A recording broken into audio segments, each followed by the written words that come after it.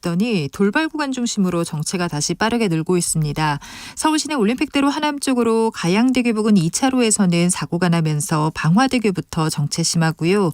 더 가서도 성산대교까지 더딘 흐름 이어지고 있습니다. 경부고속도로 부산 쪽으로 서초 부근 2차로에서도 사고가 나면서 한남부터 정체고요. 이후 망양휴게소에서 옥산분기점 사이 정체는 28km 구간에서 길어져 있습니다. 수도권 제1순환고속도로 판교에서 구리 쪽으로 하남분기점 부근 4차로에서도 사고가 나면서 서안암에서 강일 사이 정체가 더 심해졌고요. 반대 판교에서 일산 쪽으로 장수 부근에서도 사고가 나면서 4차로와 5차로를 막고 처리 작업을 하고 있습니다. 정체는 시흥에서 송내 사이로 길어져 있습니다.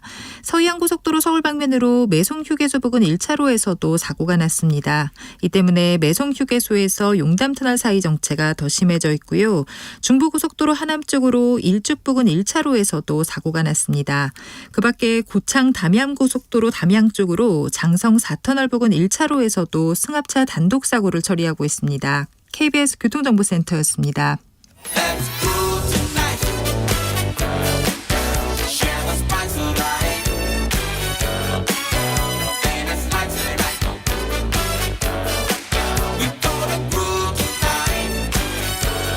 국민 MC 정관용, KBS 1라디오 정관용의 시사본부.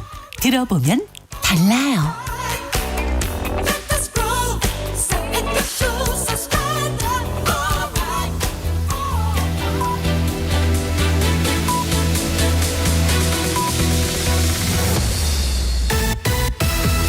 고두절미 각설하고 고고고.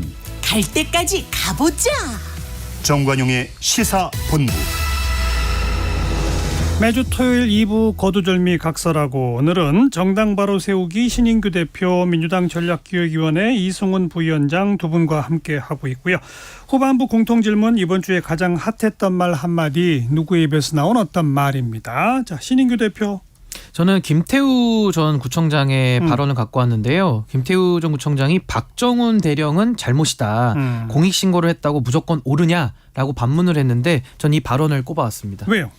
우선은 공익신고자 출신 아닙니까, 김태우 예. 구청장이. 근데 박정훈 대령 사건 지금 국민들의 관심이 뜨겁고 상당히 수사 외압에 대해서 지금 여러 가지 의혹들이 지금 나오고 있는 상황인데, 같은 공익신고자끼리도 이런 식으로 발언하는 것이 적합하냐라는 의문도 들고요. 이런 식으로 진실과 사실의 영역에서 본인만 참이고 다른 진영이거나 다른 상대방에 대해서는 다 거짓이다라고 내로남불적으로 접근하는 태도 자체가 저는 매우 국민들의 정서와는 좀 동떨어져 있다, 저렇게 평가합니다. 네.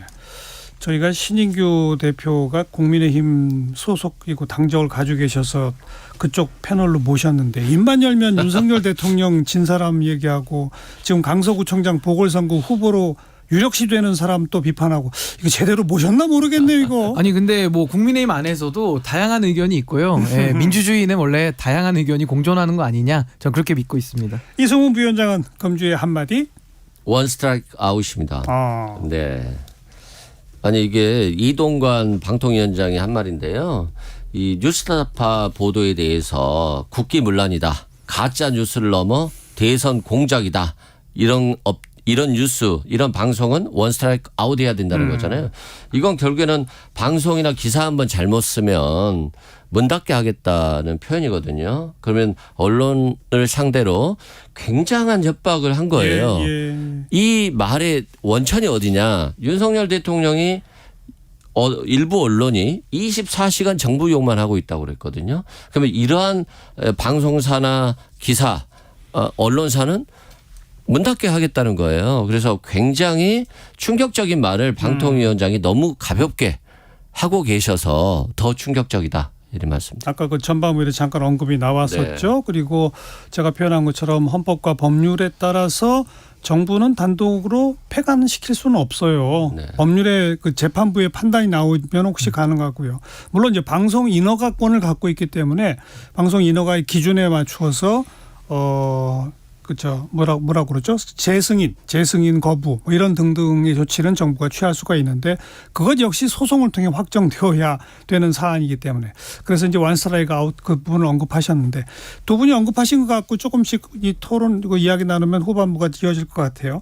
아까도 얘기 나왔던 그 김만배 신앙님 대화인지 인터뷰인지 보도건 관련해서 지금 고발당한 부분에 기자들도 포함되어 있지 않습니까? 검찰이 검사 10명으로 특별수사팀을 꾸렸고 앞으로 수사가 언론계로 확장될 걸로 예견이 되잖아요.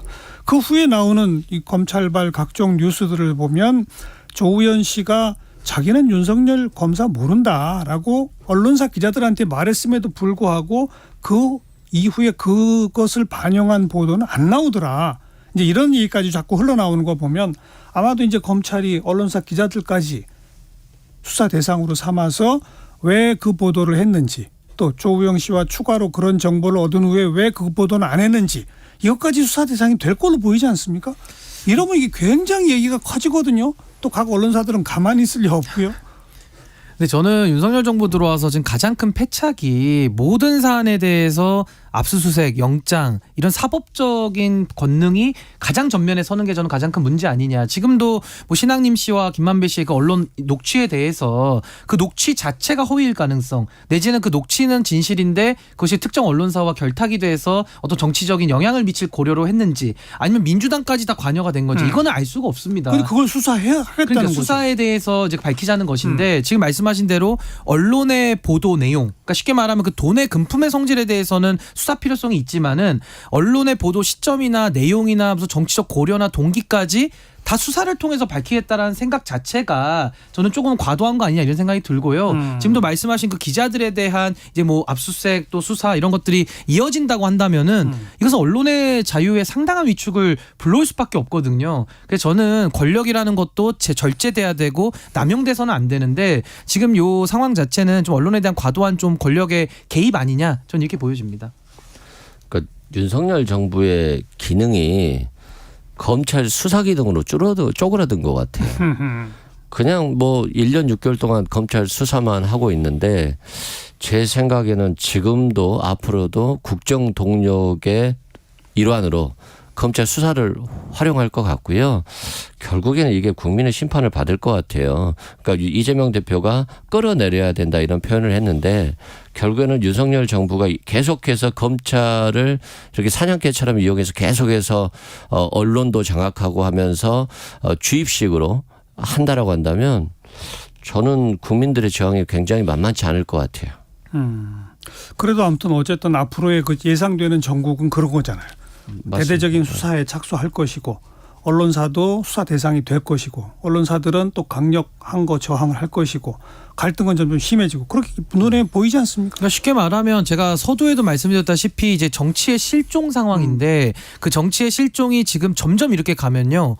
정치 사망으로 가는 것이죠. 그래서 저는 그 매우 우려스럽게 바라보고 있고 지금 대통령의 역할이 어떤 수사나 어떤 그 한정된 역할에 머무르는 것이 아니기 때문에 저는 윤석열 대통령께서 지금이라도 지금 이 과거 사건들 다 들춰내가지고 신앙님 씨 김만배 사건에 대해서도 이렇게 정권 전체적으로 집착하는 모습은 이것은 저는 매우 부적절하고 또 이것이 정권 차원에도 상당히 저는 좀 부담으로 작용할 수밖에 없다고 보여지거든요. 그래서 늦었지만 지금부터 라도 좀 정치의 기능을 복원시키시고 이런 부분은 검찰이 해야 될 특정 사안에 대해서만 수사를 하면 되는 것이거든요. 제가 아까도 금원의 성질은 좀 밝혀져야 된다고 말씀을 드렸지만은 모든 사안을 수사로도 할 수 있다라는 생각은 좀 벗어나야 된다. 저는 그렇게 생각합니다. 저는 이제 신인규 대표님의 희망사항이라고 생각되고요.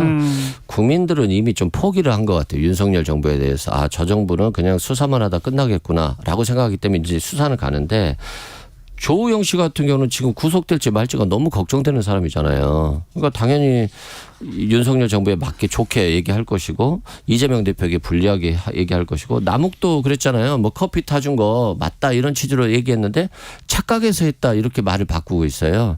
김만배 씨도 1년 6개월 들어갔다 나왔는데 또 들어가기 싫으니까 애매모호한 발언을 한단 말이에요. 그러면 MBC, KBS, JTBC를 수사를 하는 건데 이건 언론의 비판, 정부의 비판적인 기사나 이런 것들을 많이 하는 내잖아요. 언론사잖아요.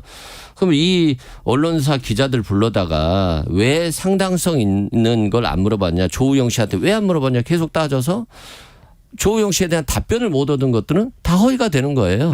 그래서 언론사 상대로 뭐 계속해서 탄압을 하는 거죠. 그러면서 지금 뭐 박문진 이사들도 많이 해촉하지 않았나요? 바뀌었죠. 그리고 예. KBS도 해촉했고요. 방송통신위원장 면직시켰죠. 그다음에 방송심의위원장 또 해임했죠. 이렇게 해임을 잘하는 정부는 저는 해임 해고를 잘하는 정부는 최초인 것 같아요. 아, 역대 정부 다 그랬어요. 아, 뭘 그렇습니까? 그러세요? 좀 더 심한 것 같은데요. 저는 아니, MB 정부 이후로. 역대 정부가 다 그렇게 했는데 네. 윤석열 정부는 1년 반 동안 못하다가 아. 한 번에 몰아서 하니까 지금 그러는 거죠. 총량은 비슷할 걸로 보여요. 총량은 네, 알겠습니다.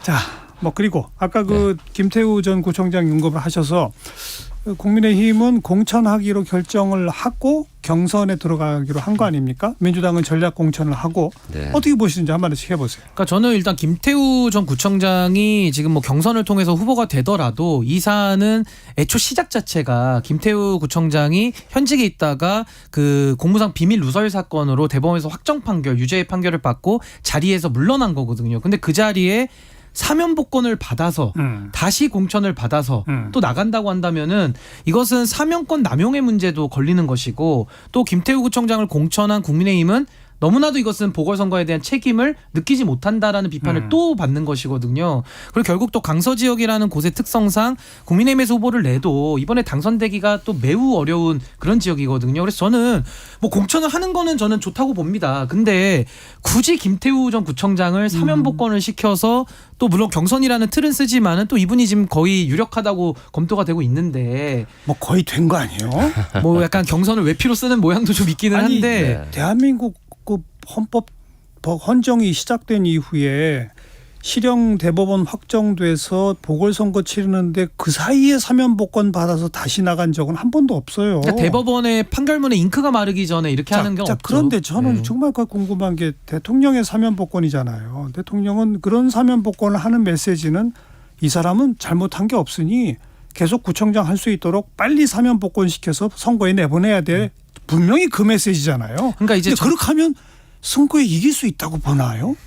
그거죠? 그러니까 어렵죠. 정치 투쟁으로 지금 몰아붙이는 건데 제가 드리고 싶었던 말씀은 김기현 대표는 아마 공천을 좀 안 하고 싶을 겁니다. 사실은 어떤 명분을 만들어서라도 좀 피하고 싶을 텐데 지금 대통령실의 의중이 김태우 구청장 무죄다라고 생각하면서 사면 복권 해주고 예. 공천까지 지금 압박을 넣고 예. 실제로 김태우 구청장이 공천이 된다면은 지금 국민의힘은 김기현 당대표는 지금 바지인 상태인 걸 입증하는 거거든요. 근데 그랬다가 선거에 지면 그 책임은 김기현 대표가 지는 거죠. 대통령실은요? 뭐 아마 또 대통령은요? 뭐 모른 채 할 가능성도 뭐 배제할 수는 없는데 어허. 결국에는 정당의 자율성이 죽어 있다라는 것이 지금 이 사안에서도 적나라하게 드러나고 있다. 그러니까 저는 그 문제를 지적하는 겁니다. 대통령은 야당 대표를 1년 6개월 동안 안 만나잖아요. 그런 분이에요. 그러니까 뭐 이 선거가 패배하느냐의 문제가 아니라 그냥 조국을 인정하지 않는 거예요. 조국을 끌어내린 사람의 원동력이 바로 김태우였기 때문에 예. 조국을 인정하기 때문에 김태우는 살려야 된다. 이런 거고 그래서 사면을 한 건데 문제는 조국 전 장관이라고 불러주세요. 조국 전 장관 죄송합니다. 그냥 조국을 인정하지 않는다. 그러니까 갑자기 대한민국을 인정하지 않는다. 지금 들리잖아요. 네. 조국 전 장관을 반국가 인정하지 세력으로 않는다. 들릴 수 있기 때문에. 네, 이런 말이고요. 그래서 어차피 경선을 하면 김태우 씨가 될 것 같아요. 그러니까 국민의힘 입장에서 보면 어차피 이게 바로 김태우 씨를 전략 공천하면 윤석열 대통령이 공천한 거다. 국민의힘은 용산 출장소다. 이런 비난을 받을 거 아니에요. 그래서 이제 경선을 시킨 것 같고 예. 또 이렇게 경선을 시키면 나중에 자기 지지자들을 결집은 시킬 수 있잖아요. 최소한. 아니 경선도 안 시켰는데 그렇지 않아도 어려운 강서구에서 경선도 못한 후보들이 누가 지지하겠어요. 그러기 때문에 어차피 김태우 씨가 될 거 경선시켜서 윤석열 대통령이 공천하지 않은 것처럼 보이고 나중에 지더라도 책임 회피하자. 이런 게 아닌가 싶어요. 민주당 입장에서는 김태우 전 구청장이 경선에서 이겨서 후보가 되면 정말 좋은 거 아니에요?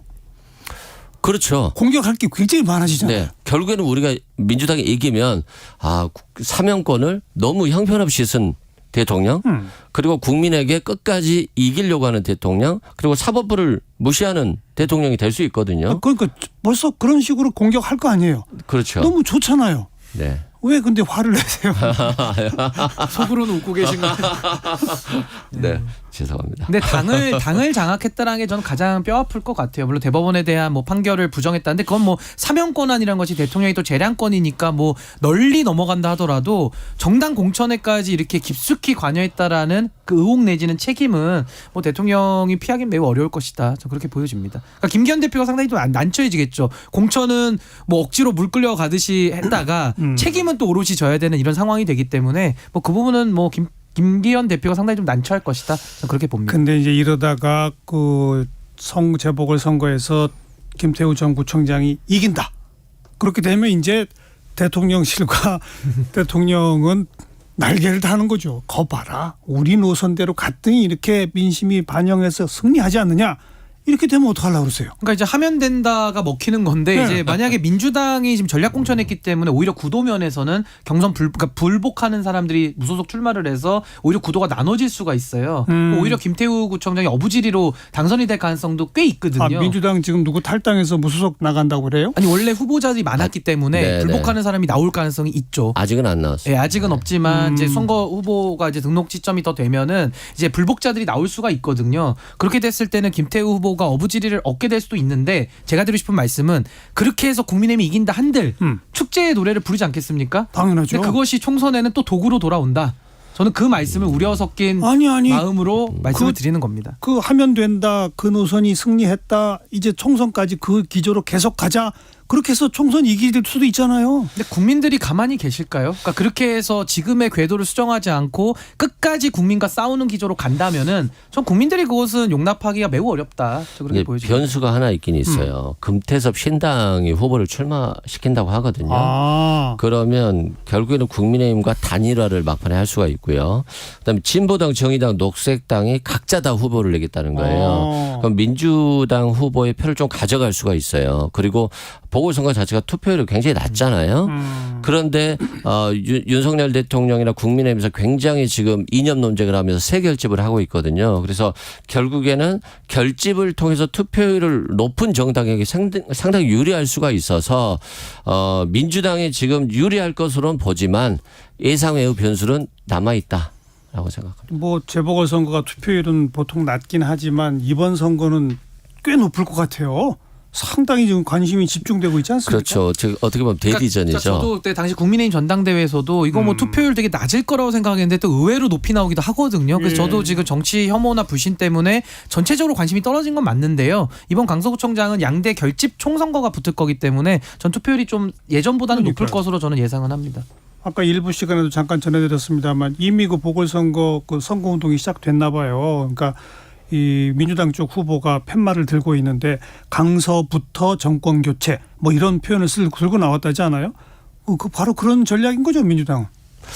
근데 그 전략 자체가 조금 뭐 고민을 해봐야 될 것 같아요. 아직 전략적으로 좀 준비가 안 된 것 같아요. 그래서 민주당 내부에서 아마 이 선거를 어떻게 끌고 갈 것이냐에 대한 고민이 있을 것 같고요.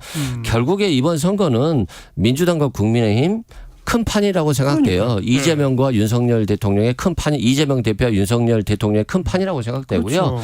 결국에는 정권 심판이냐 정권 견제냐의 문제인데 국민 심판과 견제는 같은 말이에요. 죄송합니다. 예. 그래서 정권 정권 심판이냐, 안정이냐. 정권 안정이냐. 예, 그렇죠. 그래서 국민들이 아직은 지켜보고 있는데 네. 어느 한순간 알겠어요. 확 쏠릴 수 있을 것 같아요. 확 쏠린다. 네. 민주당 쪽으로. 그렇게 보고 있습니다. 굉장히 불행한 일이죠. 대선도 이재명, 윤석열 둘로 붙고 또 지방선거도 그렇게 하고 또 총선도 그렇게 붙을 것이 예상되는데 이 강서구청장 보궐선거까지도 그렇게 한다는 것은 상당한 큰 불행이다. 저에게 생각합니다. 자, 여기까지 거두절미 각설하고 오늘은 정당 바로 세우기의 신인규 대표, 민주당 전략기획위원회 부위원장 이승훈 부위원장과 함께했습니다. 두 분 수고하셨습니다. 네, 감사합니다. 감사합니다. 네, 김현숙이 부르는 그날 함께 들으시겠고요. 저는 내일 12시 10분 다시 뵙도록 하겠습니다.